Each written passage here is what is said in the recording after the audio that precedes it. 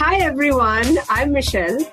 Hi, I'm Tara. Welcome back to our podcast, Books and Beyond with Bound, where we speak to India's finest authors and find out what makes them tick. Tara and I are editors, podcasters, storytellers, and through Bound, we help you create stories and put them out into the world. So, we also want to announce that we have started these amazing conversations on WhatsApp groups, which are owned by Bound. It's called Bound Writers Circle, and our link is in the show note. You can join this WhatsApp group for conversations all about reading and writing, lots of resources and more. We have engagements every week, and we have different kinds of activities that we do on this group. So it's a really good resource for anyone who likes reading or writing. Some of our members are also longlisted for the Toto Award.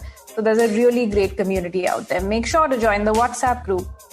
And another group which is called Pod Squad, which is all about podcasting. And some of our members in the groups are from different fields like film, dance, art. So do join us if you don't want to miss out on the fun. Links are in the show notes. All right, let's get to today's episode. Somebody I can't believe that we got on this podcast. Michelle and I he's been on our wish list forever, and we're interviewing Amitav Ghosh.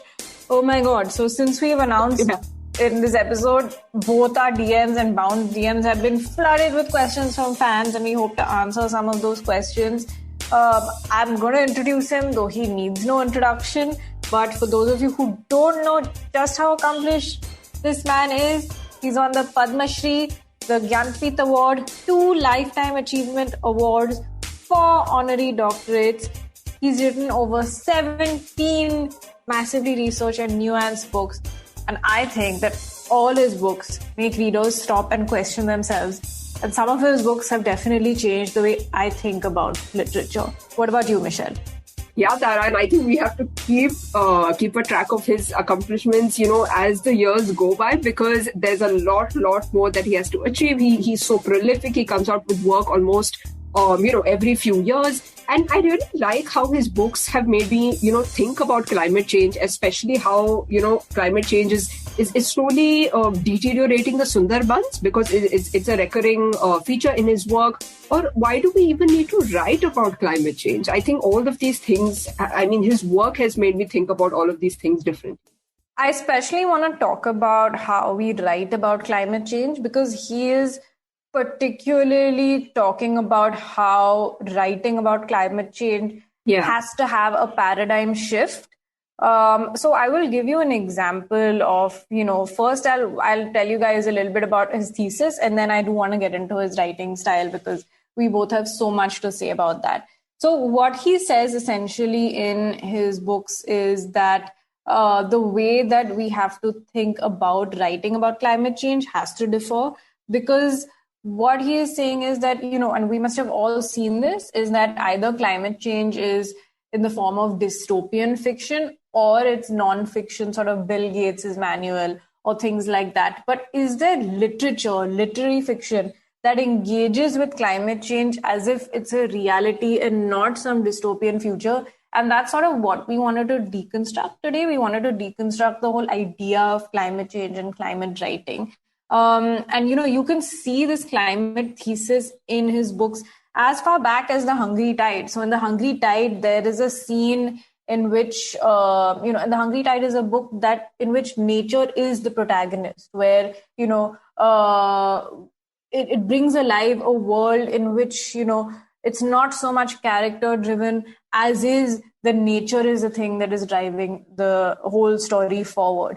And that's what he really tries to do in his writing, is he tries to bring out nature in this way. So there is a scene in Hungry Tide, there's a scene in which there's a cyclone that is ravaging the Sundarbans. And as Michelle mentioned, a lot of his work does center around the climate change in the Sundarbans. So there is a scene in which there is a cyclone ravaging the Sundarbans. And there are 2 people. One is Pia, a researcher, and there is the person who is helping her, who's a local of the Sundarbans, and they take refuge on a tree trunk. And all the while, things are flowing all over the place. There is flooding, and they don't know what's happening. And there's a moment of serendipity where they look across, and on another tree trunk, they see a tiger, and the moment they look at the tiger is the same moment the tiger looks at them, and they both just look at each other, and the tiger is just twitching its tail.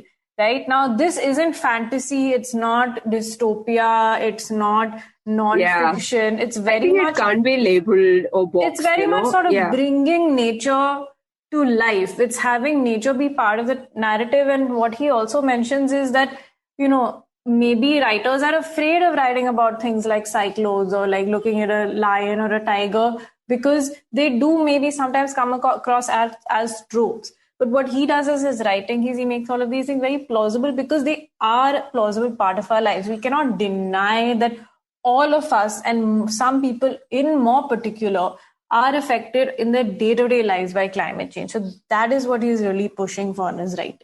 Yeah, no, and Tara, the way you narrated that scene, I just wish you would have gone on. I would have, loved to listen to the rest of the book as well. So, but today, actually, though we're going to deconstruct all of this and we're going to talk about climate change as well, we actually spoke to him about his latest book, The Nutmeg's Curse, which tells us how, the climate crisis has been brewing since long. It's not a recent thing. Since our lands were invaded, since we were, colonialized, and he tells all of this through the lens of a nutmeg. How creative. Okay, I've been following climate change, as is I'm sure all of you guys, right? So the moment the book came out, and yet another book that talks about climate change, I definitely had to buy it. Yeah, and I remember you pinged me, Tara, saying, Michelle, this is what we need right now. This is like a Bible for anyone who wants to really understand, how it has gotten so bad. Tara, and it's also made me more aware of writing around climate change, because honestly, I have, not been following, at least consciously, keeping a track of conversations of climate, because it makes me very anxious thinking about how bad it has become, thinking about how worse it's going to get. So, but this book really made me feel comfortable, just because of the way he has narrated the story. Like it really made me understand, what we've been through, and it made me realize that it's important to follow it, no matter how uncomfortable it makes you. No, definitely. We all have to push each other out of our comfort zone. So I want to ask you, I want this episode to be something where we focus on the paradigm shift that we speak about, and how, people are approaching climate writing. And the second section will obviously be about, with featuring Amitav Ghosh himself. Yes. So I hope that you guys, really enjoy the section about Amitav Ghosh. We actually recorded this part of the episode after we spoke to Amitav Ghosh, because we got so many more ideas about how to think about climate change, and how we're able to deconstruct all the things that we've learned from him through this interview and through writing. So here goes. Michelle, you talked about how you were not aware, and because of Amitav Ghosh, you became a little more aware and a little less anxious. So how has that journey been for you, and where are you at now?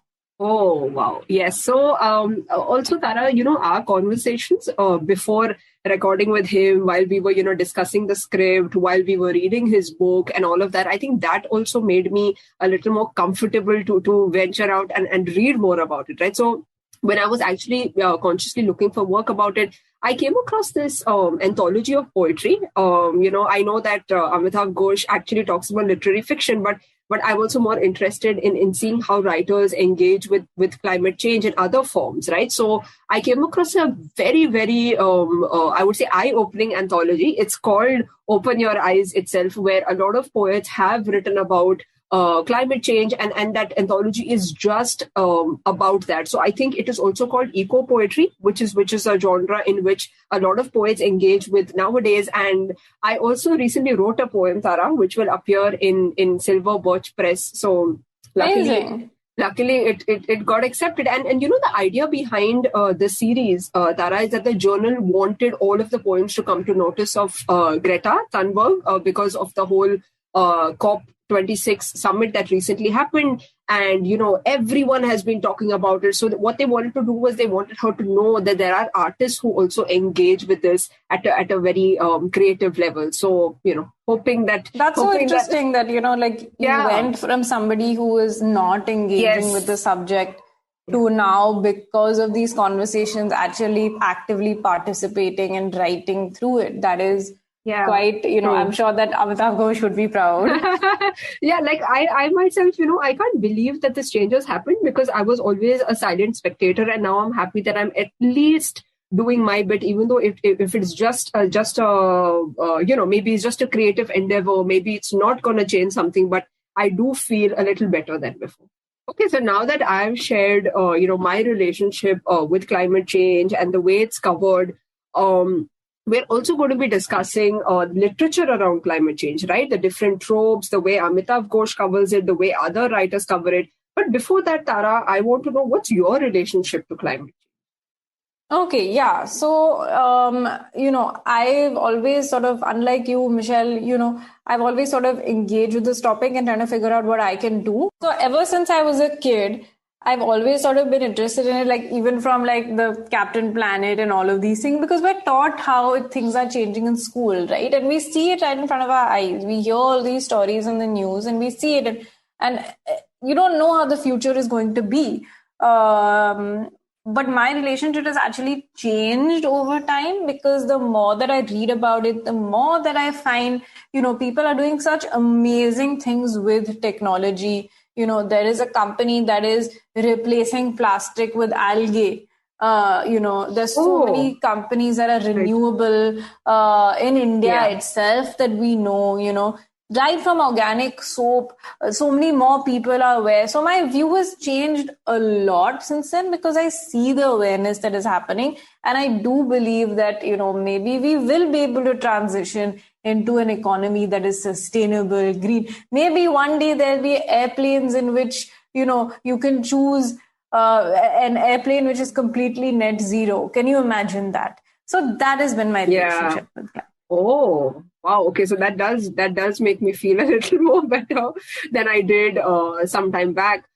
So yeah, like obviously, like we've discussed how Amitav Ghosh talks about climate change in a certain way and what he prescribes for climate writing. But I wanted to know, are other writers following this sort of prescription? Are there any other writers engaging with climate change in similar realistic ways that are maybe not dystopian or maybe not nonfiction? What is, Amitav Ghosh also rejects the phrase cli-fi, and we want to take that apart a bit. So we really want to dissect this whole topic. So let's start with, what other writers do you think, Michelle, engage with nature and fiction in a way that that is sort of in tandem with the realism in which Amitav Ghosh is propagating? We feature these things. Oh, okay. That does make me think quite a bit. But I will say the first writers that come to my mind, Tara, are Northeastern writers. So one writer is Janvi Barua, who wrote, her recent book is called Undertow. But I have been following her work for quite some time, actually, since I was studying in Bangalore way back in 2013. And one common thread that runs throughout her book is the Brahmaputra river. Oh, I love reading about it. The way she writes about it, Tara, is this quiet calmness that the water holds, and the way the water gives life to the novel itself, right? Like, look at the metaphor. I mean, we know that the river gives life to a lot of fish or organisms and to the ecosystem around it, but apart from that, I think it gives life to her novels itself. Yeah, I mean, because of you, I read Undertow, and that the title itself and the river plays such an important part in a way that I don't think we've seen much. And I think that she's one of those underrated writers that people need to know more about. When Amitav Ghosh says, we need more writing like this, I want to say, hey, look at this book.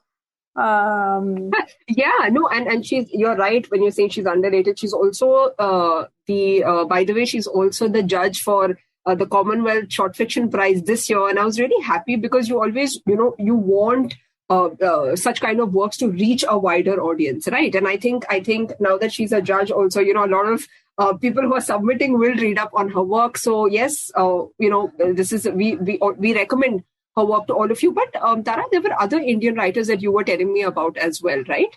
Yeah. So before we go into the other Indian writers, I want to speak a little bit about this whole thing of climate fiction.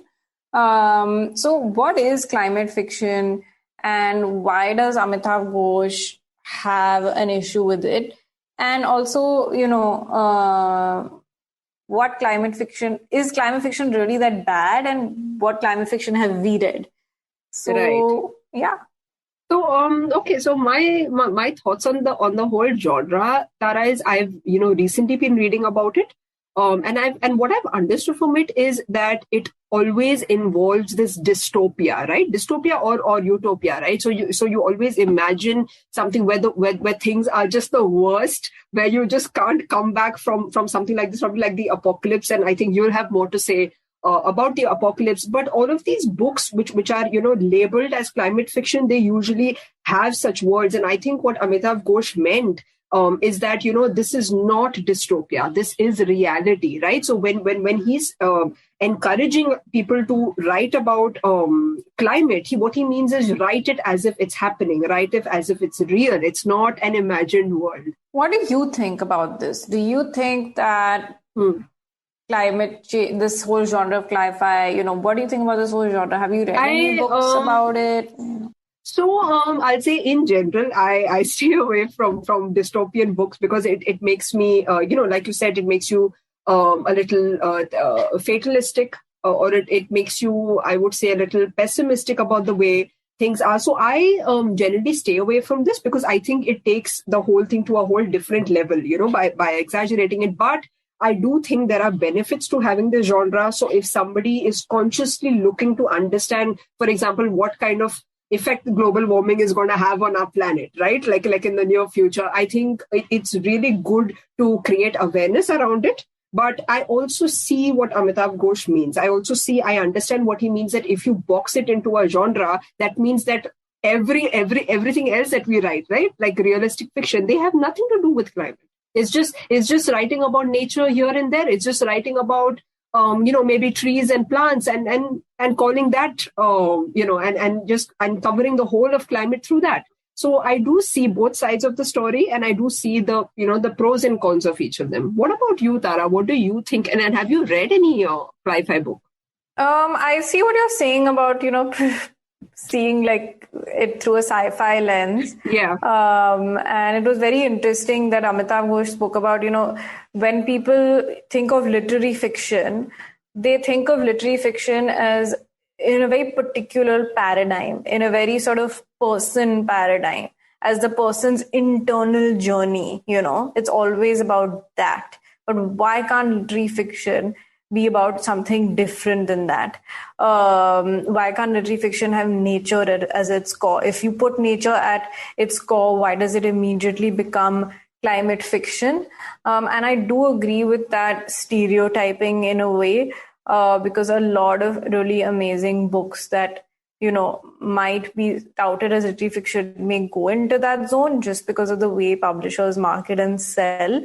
So I think we need to make a very clear distinction between something that is clearly a dystopian world. An example of a dystopian world is I read a book called The Age of Miracles, where in the book, basically, it's centered around the premise that a day keeps increasing. So the sun keeps setting half an hour later every day. And the whole world's ecosystem, nature, crops, everything falls apart. Now, that is very clearly not rooted in reality, and that is very clearly a dystopia, and it should thus be categorized as such. However, if a person uses a trope of a flood or a cyclone or any of these things that, some people say, truth is more fantastical than fiction, right? So if those elements are included, they should not be treated as tropes. I think I agree with that because, those elements should be incorporated in books more. And another very good example of this is Shubhangi Swaroop's Latitudes of Longing, in which the book is set in the Andamans. And it's set, it's centered around a tsunami. And that takes center stage.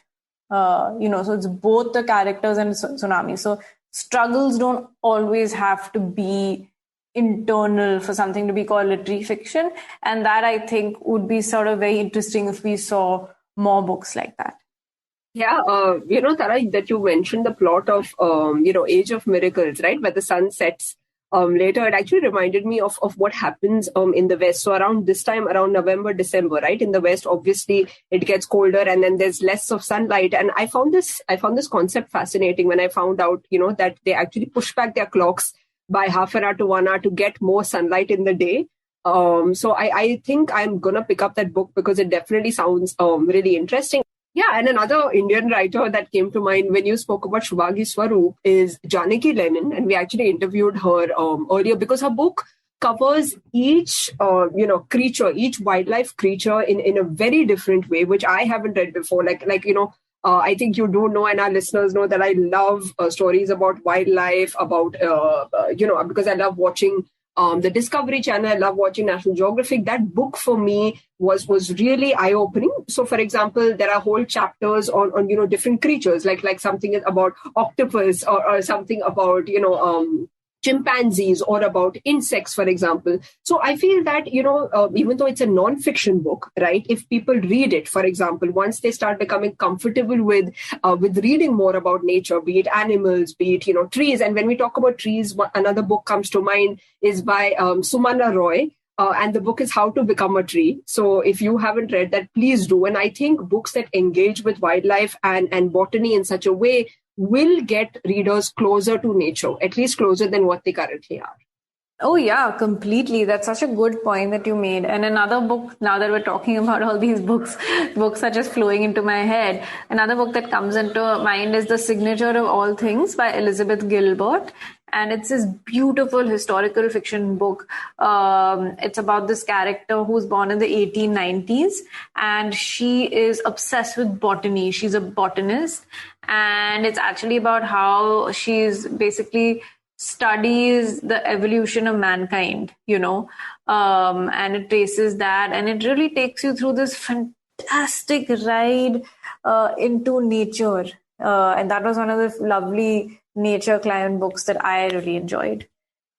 Yeah, and all of these conversations around different forms, Tara, like I was mentioning non-fiction, right? So recently at the COP26 summit, I was also quite intrigued by this panel that they had on journalism on climate, because, when we are talking about literature, it does involve, non-fiction as well. And I feel journalists are doing a brilliant job. So there are specific journalists to cover specific, things about the environment, and they keep asking for more people to join. It's a free registration. They say, please join. I think it's a brilliant way to make can you give some examples of this?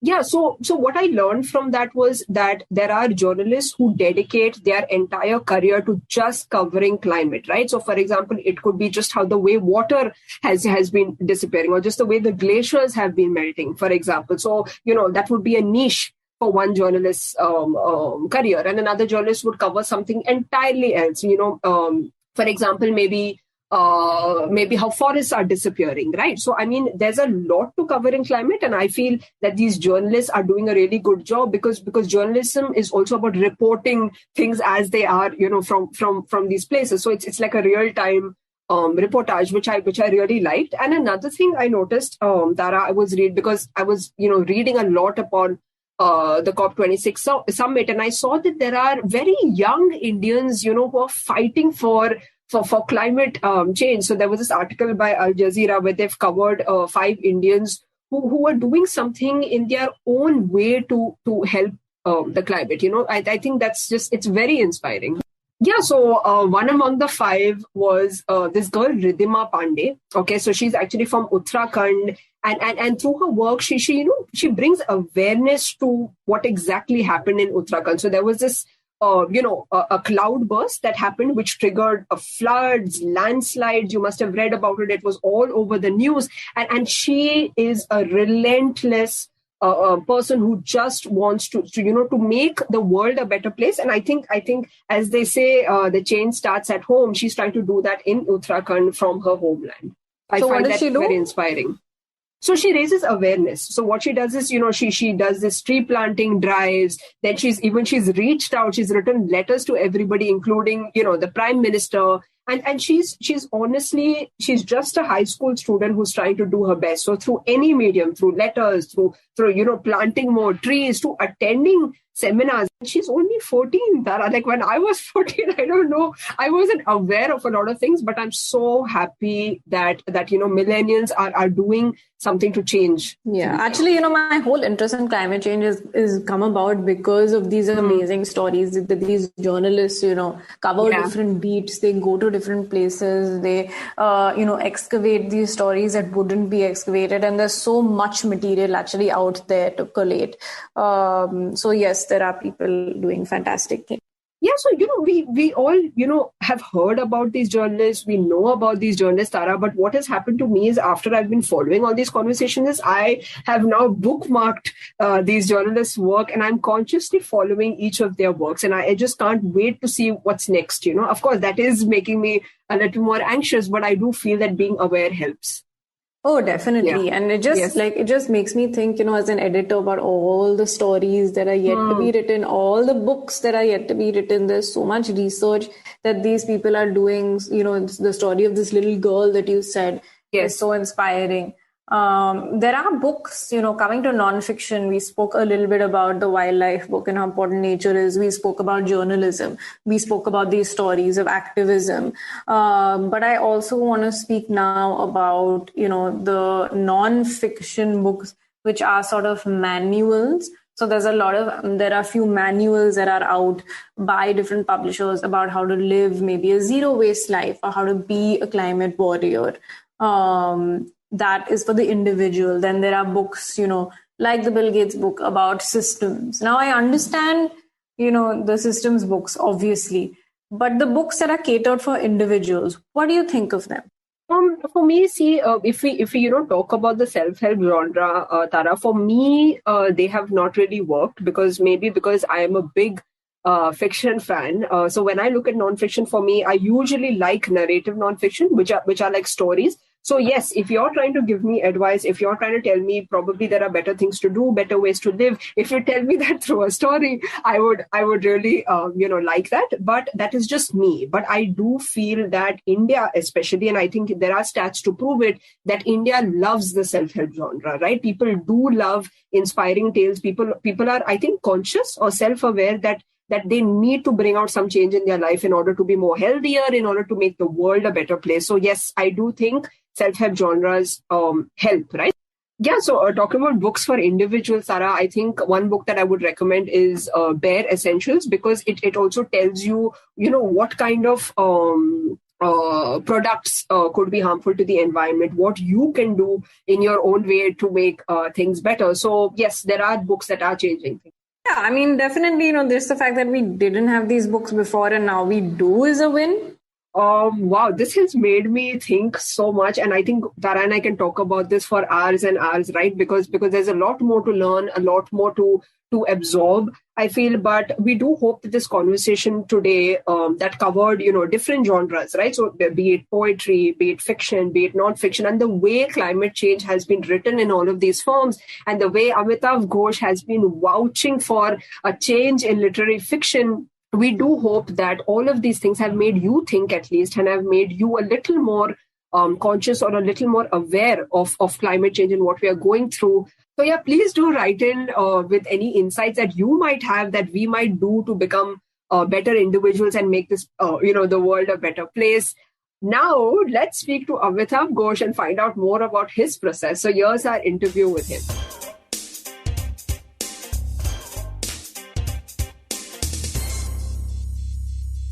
Welcome.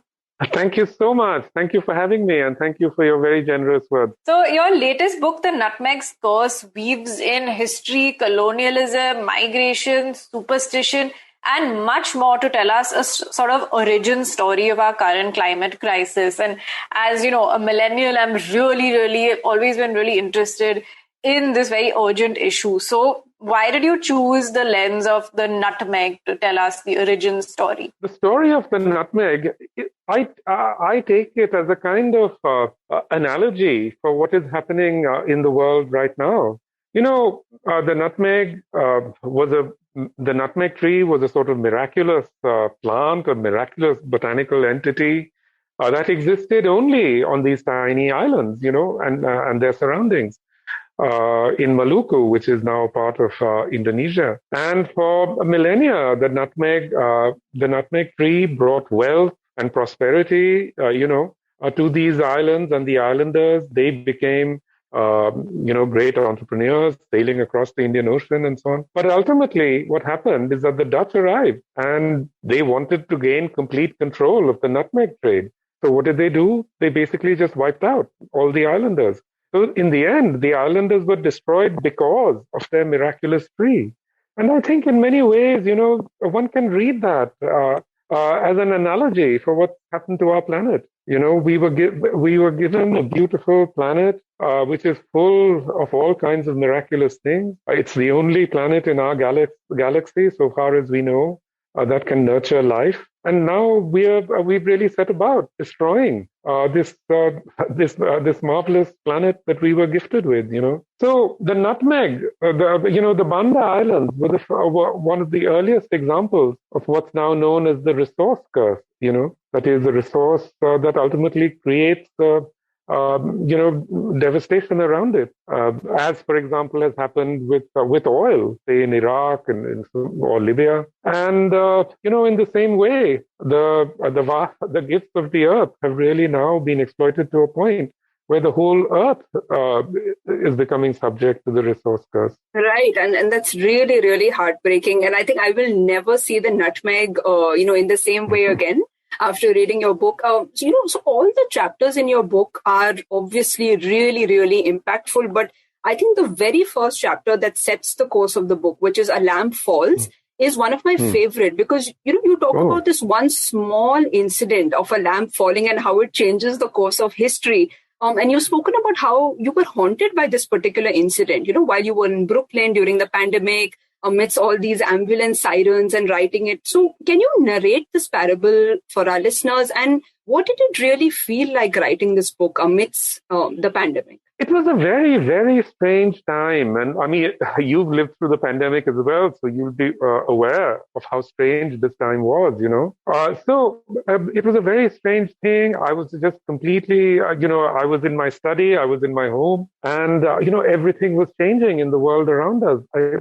You could suddenly tell. I mean, New York City, and especially Brooklyn, is a very lively, vivacious place. And suddenly everything went quiet, On the street outside, you could hear a dog bark from blocks away, except for when the ambulances were racing through. And that was happening constantly, all through the night and day. And my house is not very far from one of Brooklyn's largest hospitals. And outside that hospital, at that point, there were refrigerated trucks, for all the bodies of the dead because there were so many. So it was a very eerie, strange time, and a time of also great fear, as you'll remember also from your own experience of the pandemic. But, fortunately for me, I had been planning to write this book for a long time, but I had other projects I had just finished. So I just finished writing my book, Jungle Nama, in early March. And then just as the lockdown started, I started work on what ultimately became the Nutmeg Curse. Very little is actually known about what happened in the Banda Islands on those days. But I first learned about what happened there from a book by a very, very short book by an American historian. And that's where I read about the lamp falling. And it really caught my attention. And I thought, how does the falling of a lamp lead to this calamity? And then I really wanted to see, what had happened in greater detail. And I discovered that, in fact, the only book that really addresses this history is a book written by a Dutch archivist from the late 19th century. And it was a book written in Dutch, but he had access to all the 17th century documents. And he put together a very detailed account of what happened. I suddenly, on impulse, I did a Google search and I found a PDF of the Dutch book. But there it was. So, the book arrives on my computer. I print it out. I look at it, but it's in Dutch. I can't read it, because I don't read Dutch. So what I did, suddenly, just on an impulse, I typed, some of the Dutch sentences into a translation app. And there, mysteriously, miraculously, something comprehensible appeared, and then I began to do this more and more, spending hours, the days, just typing in paragraph, page after page of this Dutch book until I was able to piece together, with help from some historian friends. And I love the way that you describe this in the book. Was this the most challenging part of researching this book, not having access to the language? Really, because it was just so frustrating, that I couldn't read this book but I've dealt with many languages, so I didn't allow myself to be intimidated, I just thought if I persevere, I'll be able to do it. Right. And I think it's also a very intellectual challenge in a way that pushes you forward. So, your book addresses so many violent ways in which Europeans have invaded, lots of places, and how they've stripped all these places of their original inhabitants, right? And one shocking fact that I learned, being a Catholic, was how the Lord Chancellor of England, like Sir Francis Bacon, and he justifies all these massacres on these islands, and he says, it must have been willed by God, which is really shocking. So I wanted to know, what were the facts that you discovered during this book that were really shocking to you? When I got into the historical sources about what had happened during the colonization of the Americas, when you look at the actual details of how that whole colonization played out, it's just unbelievable. I mean, the scale of the violence is absolutely unbelievable. Because 70 to 90% of the populations, of the indigenous populations, were just wiped out, through this extraordinary sort of orgies of violence, And it's a kind of appalling thing, because when in our history books, in our textbooks, whatever, and in popular culture, when people think of terrible violence, they'll almost always say that they'll say the image is always of Genghis Khan. Genghis Khan, when he was so violent and so on. But in fact, Genghis Khan never exterminated people in order to grab their resources. He never wiped out cultures, flourishing cultures, as happened in the Americas. In fact, Genghis Khan and his descendants were very good at assimilating. Within a couple of generations of Genghis Khan, one of his grandchildren was the Shia emperor of Persia, and the other was the emperor of China. And they were both completely assimilated in those cultures. So really, what happened, I think, in the 16th century in the Americas, in the 16th and 17th centuries, is something unprecedented. It's a rupture in history. And we can see that the scale of that violence really has no match anywhere, honestly. But also, I do think it's important, to understand that climate change and the way that it is unfolding is also a kind of violence. It's the kind of mediated violence, if you like, that also unfolded in the Americas. The violence of the Americas was of a particular type. It was not like the violence of the Second World War, where you kill people with machine guns and stuff like that. That technology didn't exist then. So a large part of the violence of the colonization of the Americas actually unfolds via the environment. Environmental changes actually wipe out people's ways of life. So the environment itself becomes, as it were, an instrument of violence. And this is what we are seeing today. The environment, again, has become, as it were, an instrument of violence. Say for the people in Bengal, who are losing their lands, who are losing their lives, to rising waters and intensifying cyclones. Climate change is not a thing of, greenhouse gas emissions and or any of those policy decisions that they talk about. Climate change is a kind of war. They're confronting a form of ecological violence. And it's so visceral, the changes that we are seeing and the changes that some people have to deal with on a day-to-day basis. And I'm really interested in, in great derangements. you wrote about this paradigm shift, which really made me think very differently about literature today. You said that there needs to be change, that literature needs to change the way climate is written, versus focusing on the individual narrative. And Michelle and I were discussing, and, we try to think of books in which climate was sort of front and center, or the plot vehicle. And all of the names that we came up with, either climate was discussed in a way in which the genre was dystopian, or it was sort of like non-fiction, where it's, the latest Bill Gates book, which is suggestions and all of those things. So that was such an interesting paradigm shift. So for our listeners and aspiring writers, can you tell us how you feel fiction should address climate change? You mentioned one way is to give voice to non-human entities. Can you elaborate on this? Yeah, I think that's really the problem. The problem that arises in this period of the 17th century is that the Earth comes to be thought of as dead, by elite Westerners. And now, across the world, people have accepted this view that, elite people have accepted this view that the Earth is dead. Farmers and fishermen don't accept this view at all, nor do Adivasis and so on. For them, the Earth is alive, and the Earth is filled with many kinds of beings. Adivasis in India think of the forest as a living being, and now we know that that forests are living beings.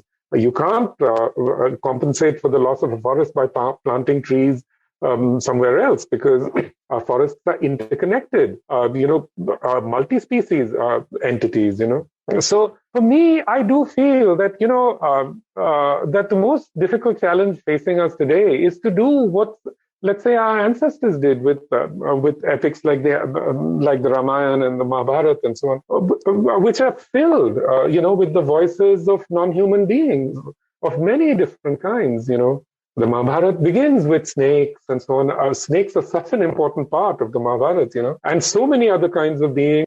So I think it's really, that is the greatest challenge facing us today, how we write about these non-human beings of various kinds. But let's not forget that actually in modern Indian literature, we do have writers who've done this. The greatest example is Bhasheta Devi, who she was writing about Adivasis a lot of the time. And, and many of her books actually do this. I mean, they give agency and voice to non-humans. I mean, like a famous story, Pterodactyl, Yeah, and another Adivasi writer that I am reminded of is Hansa Sawendra Shekhar. I absolutely love his writing because, again, the stories are full of nature, everything comes to life, and you don't usually see that in stories that are set in urban spaces. So, talking about fiction, you've addressed climate through fiction, in Gun Island, and obviously through your latest in non-fiction. So, what are the takeaways that you want your reader to take, about climate from fiction versus non-fiction? Because they are two very, very different forms. They are different, but they're also not so different. I mean, Gun Island, for example, was a novel. The Nutmeg's Curse is non-fiction. But I think in many ways there are huge overlaps. I mean, in Gun Island, I'm writing about migrants of a certain kind who are a particular instance of the crisis that we see in the world around us. And again, I've written about the whole migration crisis in the Nutmeg's Curse. So they are interconnected in many ways.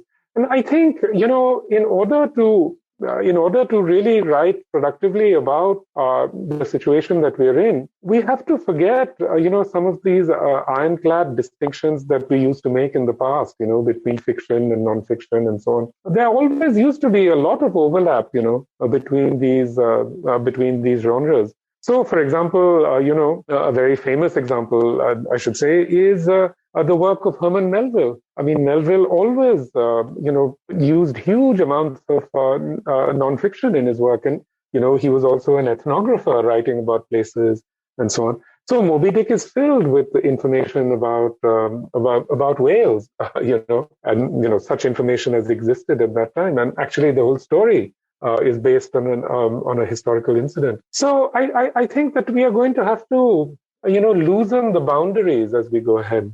another thing that I was very fascinated with is that I really like that your research involves speaking to people, traveling, primary resources. And in the Nutmeg's Curse, you've spoken about Bangladeshi migrants who move to other places like Italy because of certain climate conditions in the Bengal region. These are climate refugees, if you will. So could you share for us one anecdote from speaking to some of these Bangladeshi migrants? What kind of things were foremost in their minds? What were they running from?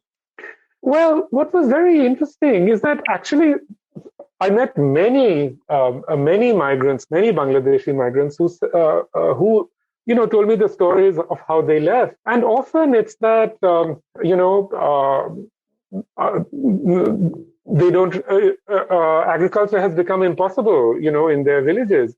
Because of erratic rainfall, because of changes in the seasons and so on. And that's increasingly the case, across Bengal and across India. So many of them were forced to leave because of those reasons. But if I ask them about, if I put the question to them, are you a climate migrant? None of them would ever accept that, And I was very struck by that because actually Bangladeshis are very well educated about climate issues. The Bangladesh government disseminates a lot of information, and also there are many NGOs active in Bangladesh that disseminate a lot of information. And actually, we in India would do well to study what Bangladesh has been doing in terms of both education and resilience measures. So it was interesting, So talking to these guys was very interesting. I would say, are you a climate migrant? And they would say no, because it wasn't just climate. It was, again, as Margaret Atwood said, it's not just climate change, it's everything change. And there were political difficulties. A lot of them had family difficulties, quarrels with the family and so on. What was very striking, actually, is that in these Italian migrant camps, there were lots and lots of Bangladeshis and lots of also of Pakistanis, but a very few Indians, because Indians, I think, the Indians who've been displaced by climate and so on, they tend to migrate within India mainly, except for Indian Punjabis. Punjabis are migrating on a large scale now, abandoning their lands and so on. But other than that, most migration out of the Sundarban, for example, tends to be towards either Delhi or Bombay or Bangalore, or the West Coast. But, one story I particularly remember was this young Pakistani boy. And, he was from the Punjab. I was speaking to him in Rome. And what happened to him is that he had a fight with his father, It was a farming family. He had a fight with his father, which is a normal thing. I mean, that happens all the time everywhere. And in another time, he would probably have gone off to another village or gone off to a relative and, spent a few weeks. And, his father would have said, aa jao, and so on. And ultimately, he would have gone back and, it would have been like that. But what happened in his case is that, he was sulking, so he went to the railway station. And at the railway station, he met up with a whole group of migrants who were going to make the way to Europe. And he just fell in with them. And he made this incredible journey of, half walking, half walking across the border to Iran, between Pakistan and Iran, then crossing Turkey, being shot at by, by Turkish soldiers and so on. And then finally he ends up in Rome. So this is one of the ways in which the world has really changed, Yeah, I mean, I can't imagine how. I just can't wrap my head around it. I recently reread The Hungry Tide. It's one of the first books that I read by you. And it was just amazing the way that you brought the Sundarbans to life.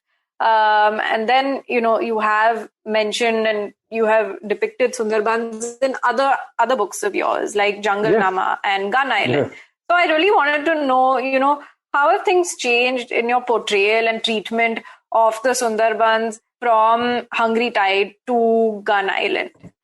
It's, the Sundarbans is it's a landscape and ecology that is being absolutely devastated right now. Each of these cyclones that have hit the Sundarbans region in the last 10 years since I wrote, since the publication of The Hungry Tide, has actually made the situation incredibly dire for the people there, much more even than I had imagined. So, Cyclone Aila, for example, was a devastating blow to many, many people in the Sundarban. And every year since then, it's just gotten worse and worse. So, Cyclone Amphan in 2020, again, it was just completely devastating. A lot of the land which had been reclaimed and which was the fertile land, rice producing, was submerged under salt water. Those lands will not be cultivable again for years, maybe. Who knows? So, many, many people have lost their livelihoods. Yeah, definitely. I think it's something that is, that just feels like a dystopian world, but unfortunately, it is our reality and it is something that we can't escape. So we're going to our next section where we talk more about your personal journey as a writer. Yes. So, can you tell us an anecdote from your college days, like when you were just starting out as a writer, something that helps you even today? Like, did you have mentors? What was it like? Well, one thing I did in college is that I started working as a reporter for Akashvani. There used to be a sort of, there was a sort of youth channel, a local Delhi youth channel. And I started working as a reporter there, just to earn a little money. You would get 100 rupees perhaps for making a program. That really was a very formative thing for me, because it planted the idea of doing journalism in my mind, So after that, after college, I joined the Indian Express and I worked there for quite a long time. I remember going to see a talk of yours, I think when I was around 13 with my parents. Oh, really? And you had mentioned how you studied anthropology and how that's helped you and that how you write every day. And that was sort of my first introduction to writers and their processes. I still remember it very, very well. One last question for you. Yes. What do you read for fun? It changes all the time. Also nowadays, it's very rare that I have time to read for fun. I just keep getting more and more people writing to me saying, your book inspired me to write this novel or short story. So now you have to read it. So I'm just deluged with manuscripts now, and I can hardly keep up. Right. We can only imagine what it must be like. So before we end, so there is just a quick rapid fire round where you just have to give us one word answers. So the first one is, what's your favorite book that you've written and why? It's always the last book. So in this case, it would be The Nutmeg's Curse. That makes sense. So that brings us to what's next? Well, I'm working on a book about the 19th century China trade, the background of the Ibis trilogy. Amitav the teacher or Amitav the writer? Definitely the writer. I'm not much of a teacher. But on that note, thank you so much for being here today. Thank you so much for all your answers, your insights, and the books that you've written. They really changed. They have changed the way that I think, and they've added a lot to my life. So thank you. Well, thank you. That's so much. Kind of you. That's wonderful to know. That's wonderful for me to know. So thank you very, very much. We hope you enjoyed this episode as much as we did. I never thought that one day I would actually tell him that I met him when I was 13 and the impact he's made. I think dreams do come true for me. That happened when we spoke to Radhika Vaz, the comedian. Because I was just watching her sketches online, when I was in Bahrain, and then we actually spoke to her, interviewed her. So for me, that was a very surreal move. Talking about dreams come true, this entire season has felt like a dream. We've got so many different kinds of authors, so many different kinds of topics. This time we did food writing. I'm a big foodie, as you guys know. So we spoke to Krish Ashok. Yeah, and I feel, I'm still a child, although I'm 30. I adore writing for children, and we have done that with Sudha Murthy. I still read the books that I did as a kid. So, lots of genres, children's writing. And our next episode is really thrilling because we will be, taking these lives of the first women doctors ever and actually dissecting each and one of them in with Kavita Rao. She's the author of Lady Doctors, and no one has, really written about the real story about these women doctors before. There were no resources around it. So this is the first of first. And we do hope that this book will have a domino effect on every other story about women doctors. Yeah, absolutely. I love it when stories have domino effects. And to think that it was just a Google doodle of this doctor called Rukma Bai that led to hours and hours of spine-crumbling research. Yeah, and I can't wait to ask her all things medicine. So I'm a big medical drama fan. But anyway, we do hope that you read the book and tune in next week. So thanks for tuning in to Books and Beyond with us. Yes, and Michelle and I, as you know, we are editors, we are podcasters, we are storytellers. And through Bound, we help you create stories and put them out into the world. We mentioned our WhatsApp groups in the beginning of this episode. As mentioned, we have WhatsApp groups for writers and podcasters where we have conversations, we share resources. Please do join the WhatsApp group. The links are in the show note. You can simply click and it'll take you to the group. And we are at Bound India on all social media platforms. We'll be back next Wednesday with Kavita Rao.